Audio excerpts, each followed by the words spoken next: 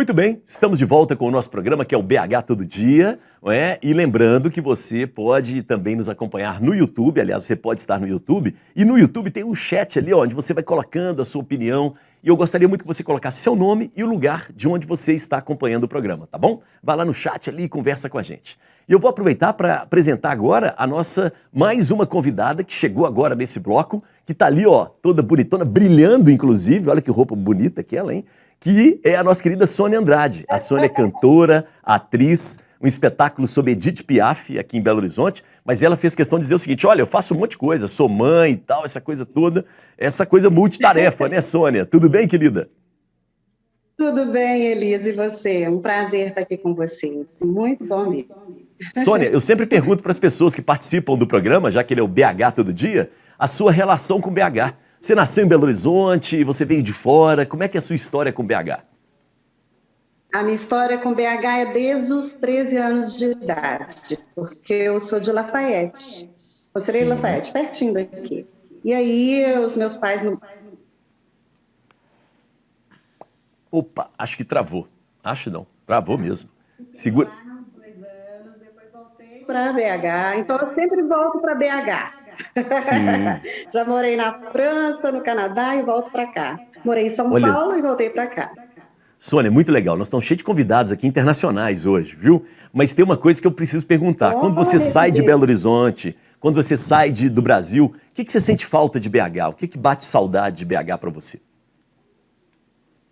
Olha, o clima de BH, eu amo. Amo esse clima, sabe? Esse clima ameno, assim, que não tem muita diferença de temperatura no dia. Isso para mim é muito importante. Para gente que canta, né? Você fica com aquela mesma temperatura, é bom. E o pão de queijo, né? Pão de queijo, é o campeão. O Cristiano é o fotógrafo aqui, ó. Ele adora queijo, mas ele queria falar do pão de queijo. É, muito bom. Mas o frango com quiabo da minha mãe. Aí não tem para ninguém, Boa, entendeu? muito bom. Essa questão do clima é muito interessante, Sônia. Belo Horizonte era conhecida como a cidade-jardim, não é? As pessoas vinham para BH para Sim. curar, né, de tuberculose, para curar de doenças respiratórias. Inclusive, Noel Rosa viveu em Belo Horizonte, o médico recomendou, ele era médico, né? Mas o médico recomendou ele a vir a Belo Horizonte, só que ele falou o seguinte, olha, eu prefiro viver 1 ano no Rio de Janeiro do que 10 anos nessa cidade, porque essa cidade é muito parada. E ele voltou para o Rio de Janeiro e morreu aos 30 e poucos anos de idade. É, fazer o quê? É a boemia, né? Ele escolheu, né? Adulto, vamos embora. Agora, Sônia, e como é que a questão da atriz, da cantora, entra na sua vida? A partir, é da família, é por amigos, é por... Como que foi isso? Olha, cantora, eu acho que eu sou cantora, artista, né? Desde pequenininha, assim, que eu sempre gostei de representar, dançar, cantar, sempre. Então, é uma família muito grande, nós somos 7 mulheres e 2 homens, eu sou a caçula das mulheres, e aí acontece que eu era aquela que cantava, que dançava e que fazia tudo. E aí, com meus 16 anos, fui estudar violão. Aos meus 18, 19 anos, eu fui para a Fundação Clóvis Salgado da música. E aí não parei mais. Aí comecei a cantar aos 20 e não parei mais. E a atriz já estava, né? Porque eu gosto de interpretar. E aí eu comecei a fazer também espetáculos que tinham essa coisa da interpretação. E trabalhei muito como atriz em São Paulo, como dubladora também, que você precisa ser atriz para você dublar. Isso. Aham. Então, aí, sei lá, juntou essas duas coisas e aí vem essa coisa do interpretar, né? De trazer de dentro para fora, né? É legal porque você traz uma questão assim de uma atriz mais completa, né? Que canta, que dança. É, a gente tem uma certa dificuldade, às vezes, no Brasil de entender isso, né? Sim, o Brasil ainda tem assim os bailarinos, os cantores e os atores, né? Não tem essa coisa igual nos Estados Unidos que todo mundo canta, todo mundo dança, todo mundo atua, né? É muito importante isso. Eu acho que fica mais completo, né? Porque um ator, por exemplo, ele precisa cantar.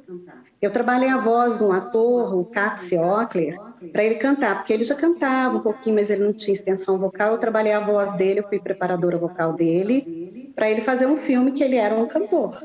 E isso foi super mesmo. legal para ele isso, entendeu? Ele carrega para a vida.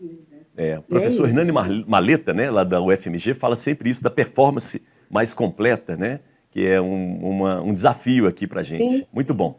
Segura aí, Sônia, porque eu vou colocar no papo agora o maestro Léo Cunha. E aí eu quero saber de você, né, maestro? Como é que essa questão, né, da música entra na sua vida? Você não começou maestro, né? Na infância, lá igual a Sônia, era o mais novo da família e ficava regendo o restante? Acredito que não, né? Não, as coisas começaram diferentes para mim. Eu era o mais velho da família, sou mais velho, sou o filho mais velho. E quando eu tinha 3 anos de idade, eu tive uma doença na perna. Eu não sei se você já percebeu que eu tenho uma diferença entre as pernas. Eu manco um pouquinho ao caminhar, né? E eu fiquei 2 anos sem andar ainda quando criança. E naquela época, minha mãe fala que eu comecei a ouvir música e assim, o dia inteiro, entendeu? Ela teve que comprar um fone de ouvido, porque Olha ela não só. aguentava mais ouvir música. Então eu ficava ouvindo boleros durante 6 meses, depois ouvia chorinhos durante 6 meses, depois ouvia orquestras durante 6 meses. E então começou muito, muito cedo para mim. Com 6 anos, 6 para 7 anos, eu comecei a estudar piano. Foi o meu primeiro instrumento, né? Depois, a gente não morava em Belo Horizonte ainda. Logo depois que eu cheguei, eu comecei a estudar o piano aqui. E depois, aos 11 anos, eu comecei a estudar violino, né? Que foi o instrumento que eu, na verdade, assim, estudei mais tempo, né? Que eu formei na Federal, fiz mestrado em violino, né? E quase fui engenheiro também, igual o nosso colega aí. Faltando 6 meses, eu abandonei o curso, né? É, Aí, mas assim, a minha vida realmente ela foi tomada pela música, né? E nesse tempo de pandemia, assim, foi até uma coisa muito triste, assim, porque a gente ficou naquela situação de não poder atuar, né? De não conseguir tocar, não conseguir fazer espetáculos e chegou um momento que a cabeça da gente pira, né? Você fala, poxa, e para onde que eu vou agora? Eu não tenho outro caminho, não tenho outro para onde fugir, né? Mas essa é a minha história, assim, com a música. O Léo, a Paula falou da disciplina, né? Como é que é o maestro, assim? Como é que é a sua disciplina? Como é que você faz, né? A Paula falou, olha, tem que escrever todo dia, né, isso, Paula? Isso mesmo. Todo dia, senão enferruja, né? E aí, como é que é o seu caso, Léo? Poxa, no caso de nós regentes, a gente não tem tanto essa coisa de todo dia você tem que estar fazendo os mesmos movimentos, né? Porque tocando sim um instrumento, né, um violino, um piano, para você ter uma performance de alto nível, você tem que estar realmente praticando diariamente, tendo contato com esse instrumento. Agora, para a regência, não, nem tanto, né?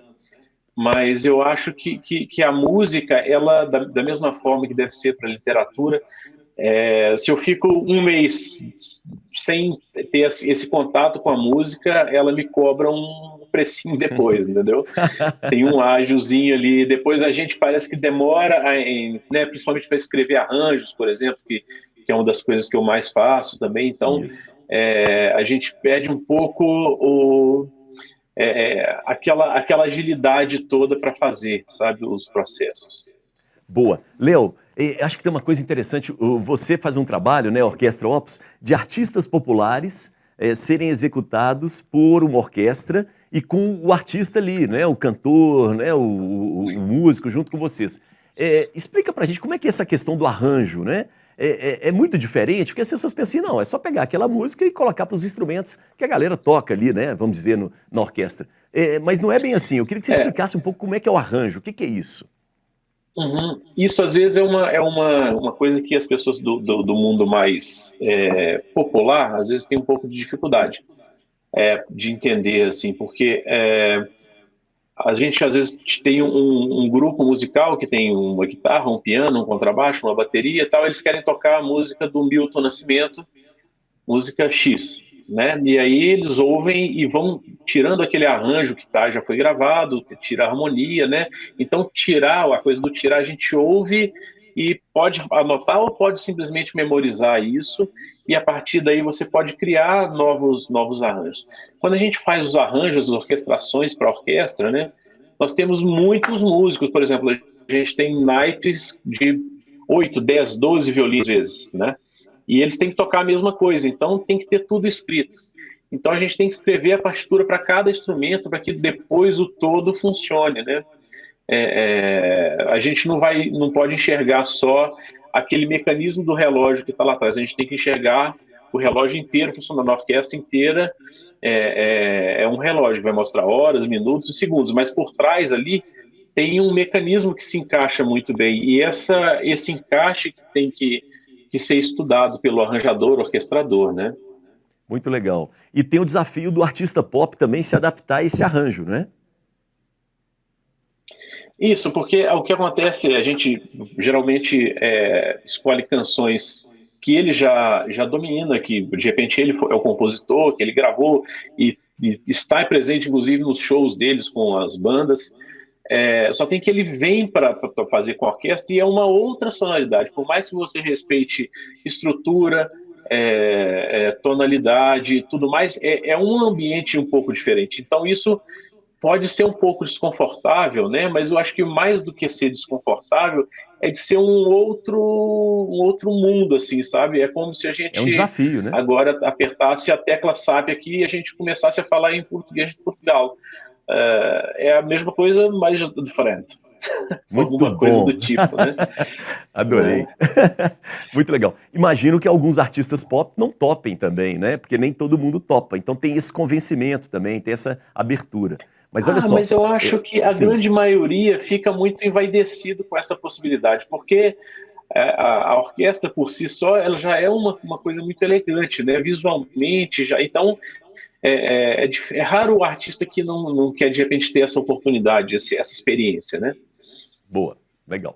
Bom, gente, daqui a pouco tem um giro de esportes, mas antes, rapidinho aqui, Rogério, a Paula falou da disciplina. Como é que é para o fotógrafo? Todo dia tem que estar fotografando também? É bom, viu?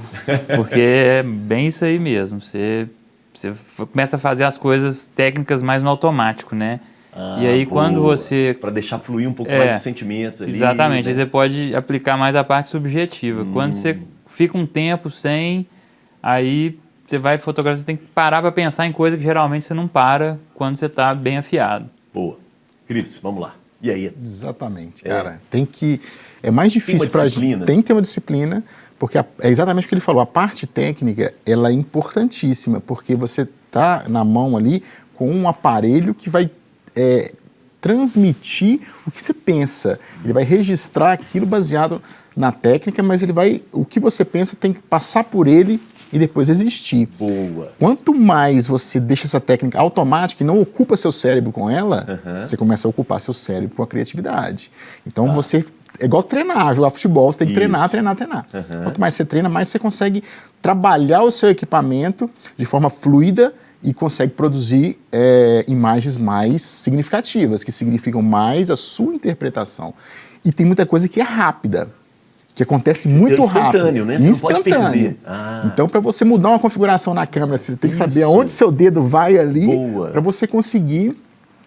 por exemplo, atualmente eu comprei uma câmera nova, que as câmeras estão mudando, já estão parando de fabricar um formato e começando a fabricar outro formato.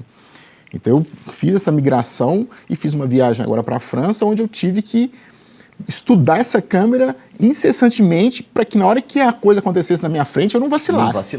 Eu só tinha poucas chances de conseguir, então eu teria que estudar. Então isso, e com o drone também, mas que é uma drone coisa... que ele falou, se você pegar um drone, você não tem tanto conhecimento técnico como o Rogério, você vai ter que estudar. Mas eu uso drone há 5 anos. Você está usando também? Já caí com 3. Já caiu com 3? Já caiu com algum drone? Graças a Deus, não. Ainda mas não. Vai acontecer. Vai acontecer. Mas o drone é realmente... perigoso isso. O drone, além da parte de você ter que preparar a fotografia, você tem que pensar na pilotagem dele. É a parte técnica que você falou. A parte, de pilotar mesmo o equipamento. Pilotar, né? Além dele fotografar, ele tá voando aí. Você tem que... Nossa. Eu uso muito drone mais para filmagem do que para fotografia. Então, voar com o drone, subir, descer, direita, esquerda, é relativamente simples. Mas agora você fazer um movimento de câmera com o drone lentamente, fluidamente, na configuração certa de luz. Cara, isso é difícil. Então, quanto mais você treina, obviamente, melhor Muito você bom. fica. Legal demais. Gente, vamos fazer o seguinte, vamos dar um tempo aqui e agora a gente vai chegar com o nosso Giro do Esporte. E o Giro do Esporte é com ele, com o nosso querido Adriano. Tudo bom, Adriano? Boa noite, Elias. Boa noite aos nossos teleweb espectadores do canal Ver Brasil, do programa BH Todo Dia, os nossos convidados também no estúdio com você. Fim de semana recheado de gols, 2 vitórias das equipes mineiras, uma derrota do América, e a gente vai repercutir aqui agora um pouquinho. No sábado, o Atlético venceu o Atlético Goianiense por 2-0 no Estádio Independência. O Atlético voltou a vencer depois de 4 partidas. A gente está vendo os gols na tela. O primeiro gol contra do Marlon Freitas no primeiro tempo, aos 14 minutos. O Atlético mandou no primeiro tempo. Foi um jogo muito seguro da equipe do técnico Mohamed, né? O turco. O Atlético mandou no jogo, conseguiu vencer tranquilamente. No segundo tempo, mais um gol do Hulk, artilheiro do campeonato, 27 minutos do segundo tempo, 2-0 para o Atlético. O Atlético dormiu na vice-liderança, né, nesta rodada. Não joga a 7ª rodada porque o jogo foi antecipado, né, contra o Bragantino na semana passada, empate 1-1. Então o Atlético meio que descansa do Campeonato Brasileiro agora na vice-liderança. O líder é o Corinthians, o Atlético com 12 pontos. E começa, né, a voltar a vencer e está na parte de cima da tabela, porque é agora que o campeonato se divide, né, Elias? Os meninos dos homens, começa essa divisão agora. O início de campeonato é sempre complicado, as equipes estão parelhas ali, mas no decorrer da temporada, são 38 rodadas, tem que ter calma, tem que dar tempo para o treinador trabalhar a equipe, conhecer o grupo, fez a mudança, né, do Cuca para o técnico turco que chegou agora, então está conhecendo o elenco e conhecendo o Brasil também, porque ele é estrangeiro, está se adaptando a tudo que tem aqui. O Atlético volta a jogar agora contra a equipe do Independente Del Valle, quinta-feira, no Estádio Mineirão.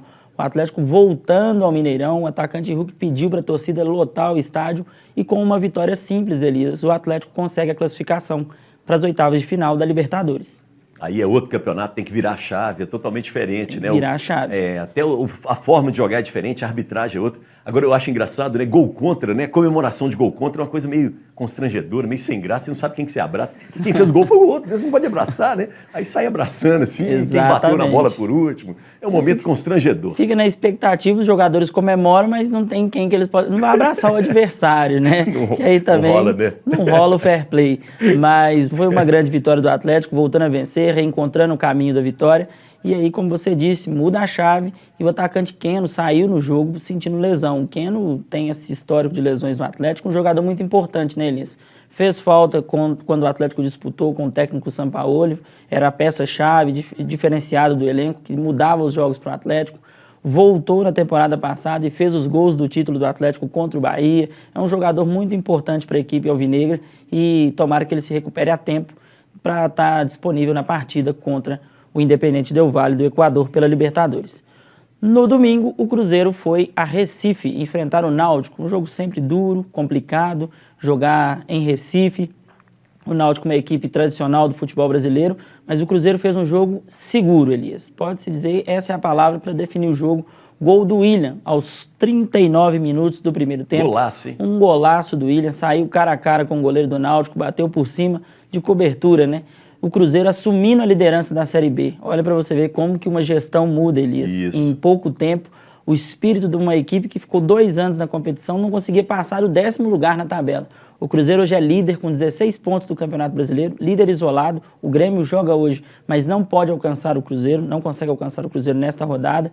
E o time que vem de uma classificação histórica também na Copa do Brasil, um jogo que deixou os torcedores de cabelo em pé na última quinta-feira contra o Remo no Mineirão. Também uma competição importante por causa dos valores a curto prazo que os clubes conseguem receber, né, com as classificações, e o Cruzeiro fazendo partidas seguras. Ontem, no primeiro tempo, o Cruzeiro dominou o jogo, conseguiu fazer o gol e no segundo tempo administrou, como foi também diante do Grêmio e como vencendo. O time do técnico Pesolano manda muito a questão física, muita raça, disposição em campo. No primeiro tempo, consegue fazer o gol e aí administra o segundo tempo, Elias. É legal porque você falou de padrão de jogo do Atlético e hoje é muito claro isso, né? Os jogadores do Cruzeiro mudam, mas o Cruzeiro tem um padrão, né, Adriano? Tem uma cara. Né? O Pesolano, nos vídeos que a gente viu depois da vitória contra o Grêmio no domingo passado, o Pesolano cantou a jogada do gol do Cruzeiro, a jogada... Estudou a equipe do Grêmio, né? A saída em bloco do Grêmio. Ele desenhou totalmente a jogada do gol que levou o Cruzeiro à vitória de um jogo tão importante. Então hoje o Cruzeiro tem padrão tanto fora quanto dentro do campo, né? Porque a gente também tem que destacar como que o Ronaldo mudou totalmente o clima. No jogo contra o Remo, que eu destaquei, Elias, dos 23 jogadores, 18 fizeram fila para tirar foto com o novo CEO da equipe de Celeste, né, Ronaldo Fenômeno, ídolo da nação brasileira e também dos jogadores do Cruzeiro, principalmente do atacante Edu, que tem se inspirado nele para fazer alguns gols. Ontem o gol foi do William e foi também o destaque do jogo, eleito melhor em campo. A notícia triste do fim de semana é o América. O América foi a Curitiba e perdeu para o Coritiba no estádio Couto Pereira por 1-0 também, Elias. Um jogo difícil, um jogo complicado, jogar lá no Alto da Glória, né? E aos 47 minutos do primeiro tempo, o Andrei fez o gol da equipe curitibana, 1-0, o Curitiba chegando a 10 pontos, 6º lugar no campeonato, o América ali na 8ª posição com 9 pontos. É início de campeonato, tem que pontuar, são jogos difíceis fora de casa, mas o América perdeu o Iago Maidana ainda no primeiro tempo e aí dificultou muito a vida do técnico Wagner Mancini. No segundo tempo, o América não esboçou reação, uma equipe batida dentro do campo. Agora, o América não tem tempo para poder ficar reclamando não, viu, Elias? O América joga pela Libertadores na quarta-feira contra a equipe do Deportes Tolima, jogo na Colômbia. O América fez os 3 primeiros jogos, todos em Belo Horizonte. Jogou contra o Atlético, né? O América era o mandante, mas jogou contra o Atlético pela Libertadores e os outros 2 jogos também em casa. Agora faz 3 jogos fora, um ainda em Belo Horizonte, mas com o mando do Galo, e os outros 2 jogos contra o Tolima agora, quarta-feira, 9h30 da noite, e precisa da vitória para tentar ali, se não conseguir a classificação direta, para continuar na Libertadores, para as 8ª de final, pode beliscar ali uma vaguinha na Sul-Americana, Elias. Legal demais. É aquela coisa, né? Nunca foi fácil para o América. A classificação, né, da Libertadores no início foi difícil, em cima do laço. Então, né, não tem missão impossível para o América. E jogar em Curitiba, jogar fora, perder é um resultado que tem que estar na conta também de todas as equipes, né? O negócio é se recuperar, tá bom? O grande destaque desse fim de semana, Elias, para fechar o nosso giro do esporte, foi o campeonato de wakeboard que foi disputado na Lagoa dos Ingleses, em Nova Lima. A gente está vendo as fotografias, as imagens, a importância da fotografia e a dificuldade desse trabalho, né? Os 2 fotógrafos estão aqui de olho. Exatamente. O Campeonato Brasileiro ele foi realizado pela primeira vez, né? Aconteceu a final, né? O atleta paulista que está na tela, Pedro Guaru, foi o grande vencedor da categoria, né? Da categoria profissional, seguido do amazonense Jajá e do capixaba Zezinho, atualmente residindo e treinando em Belo Horizonte. Nós também tivemos o Pan-Americano, né? Disputado lá, e o Brasil ficou em 3º lugar, atrás dos Estados Unidos e também do México. Esse foi o resultado final do Pan-Americano. As equipes se classificaram agora para o Pan-Americano de 2023, que vai ser disputado no Chile. Belo Horizonte, Minas Gerais, recebendo, né, grandes eventos, não apenas do futebol, mas também de outros esportes. Elias. Muito bom. Legal demais, Adriano. Muito bem. Gostei da sua camisa, hein? Gostou? A antiga seleção da União Soviética, Isso mesmo. União Grandes Soviética. Jogadores, pelo tamanho do território que tinha, era uma seleção muito forte e agora se desmembrou, né? Virou aí 17 repúblicas diferentes. Mas estamos aí prestigiando muito bom. Uma lendária seleção do futebol mundial. Sim, sim. E também em outros esportes, né? Em todos os esportes, basquete, por exemplo, que eu gosto muito, eram jogadores de Iugoslávia e outros lugares mais. Então, muito bacana. Legal demais, viu? Adriano, obrigado pela participação. Valeu. Um abraço, até a próxima. Até a próxima. Bom, gente, vamos fechando o nosso bloco, mas interessante, né, na participação do Adriano, ele trazendo ali fotos no final, fotos de um esporte muito rápido, muito ágil. Ali o fotógrafo tem que ter essa habilidade. Nós vamos, né, voltar um pouco na fotografia aqui no próximo bloco, né, que é o último bloco do nosso programa também, tá bom? Intervalo e a gente volta em instantes. Valeu!